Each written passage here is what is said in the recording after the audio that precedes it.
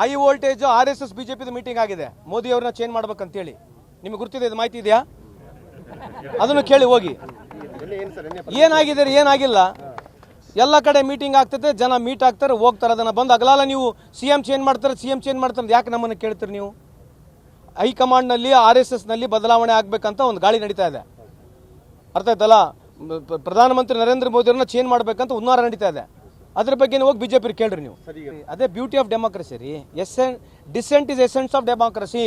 ಪ್ರಜಾಪ್ರಭುತ್ವ ವ್ಯವಸ್ಥೆಯಲ್ಲಿ ನಾನು ತಂದಿರತಕ್ಕಂಥ ಬಿಲ್ಲು ನಮ್ಮ ಶಾಸಕರು ವಿರೋಧ ಮಾಡ್ಬೋದು ಅಲ್ವಾ? ನಾವು ತಂದಿರತಕ್ಕಂಥ ಇದು ಏನೋ ಜನಗಣತಿ ಇದೆ, ಅದಕ್ಕೆ ವಿರೋಧ ಪಕ್ಷದವ್ರು ಸಹಕಾರ ಕೊಡ್ಬೋದು, ವಿರೋಧ ಮಾಡ್ಬೋದು, ನಮ್ಮ ಪಕ್ಷದವ್ರು ವಿರೋಧ ಮಾಡ್ಬೋದು. ಎಲ್ಲರಿಗೂ ಅವಕಾಶ ಇದೆ ಮಾತಾಡಲಿಕ್ಕೆ ಅಲ್ರಿ. ಬಂದು ಮಾತಾಡಕ್ಕೆ ಬಿಡ್ರಿ. ದಿಸ್ ಈಸ್ ಓನ್ಲಿ ಎ ಜಾತಿ ಏನು ಜಾತಿ ಗಣಿತನ ಸೆನ್ಸಸ್ನ ಹೇಳ್ತಕ್ಕಂಥದ್ದು ರಿಪೋರ್ಟ್ ಇದೆ. ಇದು ಒಳ ಮೀಸಲಾತಿ ಬಗ್ಗೆ ಎಲ್ಲ ಇದೆಯಾ ಅದರಲ್ಲಿ? ಇಲ್ಲ ತಾನೇ. ಅವ್ರು ಮಾಡಲಿ ಅಲ್ರಿ, ಎಲ್ಲರಿಗೂ ಅಧಿಕಾರ ಇತ್ತು ಆಗ್ರಹ ಮಾಡಲಿಕ್ಕೆ. So we welcome people who oppose and people who propose also, V welcome them. ಬರುತ್ತೆ ನಾಳೆ ಕ್ಯಾಬಿನೆಟ್ ಬಂದಾಗ ಕ್ಯಾಬಿನೆಟ್ ಬಗ್ಗೆ ಸಕ್ರಿಯವಾಗಿ ಚರ್ಚೆ ಮಾಡಿ ಸರ್ಕಾರ ನಿರ್ಣಯ ತಗೊಳ್ತದೆ. ಇದ್ರದ್ದು ಈಗ ಎಲೆಕ್ಟ್ರಾಲ್ ಬಾಂಡ್ನಲ್ಲಿ 8,500 ಕೋಟಿ ಹಗರಣ ಆಗಿದೆ ಅಂತ ಯಾರು ಹೇಳಿದ್ರು?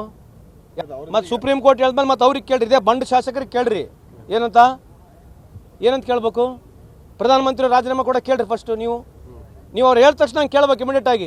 ಅಲ್ರಿ ಸಿದ್ದರಾಮಯ್ಯ ರಾಜೀನಾಮೆ ಮೂಡಾಗಣದ ಕೇಳ್ತಾರೆ ಒಳ್ಳೇದು, ಎಲೆಕ್ಟ್ರಾಲ್ ಬಾಂಡ್ನಲ್ಲಿ ಮತ್ತೆ ನೀವ್ಯಾಕೆ ಪ್ರಧಾನಮಂತ್ರಿ ರಾಜೀನಾಮೆ ಕೊಡಬಾರ್ದು ನೀವು ಕೇಳ್ಬೇಕಲ್ವಾ? ಅಲ್ಲ, ಈ ಥರ ನಮ್ಮ ಅಭಿಪ್ರಾಯ ಮೊದಲಿಂದನೂ ಇದೆ. ನಾವೇನು ಏನು ವರ್ಡಿಕ್ಟ್ ಇದೆ ಅದಕ್ಕೆ ನಾವು ವಿರುದ್ಧವಾಗಿ ಮಾತನಾಡ್ತಿಲ್ಲ, ಗೌರವಿಸ್ತೀವಿ. ಆದರೆ ಈ ಥರ ಟ್ಯಾಂಪರಿಂಗ್ ಇವಾಗಲ್ಲ, ಯಾವಾಗ BJP ಅಧಿಕಾರಕ್ಕೆ ಬಂದರೆ ಅಲ್ಲಿಂದನೂ ಮಾಡ್ತಾನೆ ಇದ್ದಾರೆ ಅಂತ ನಮ್ಮ ವಾದ.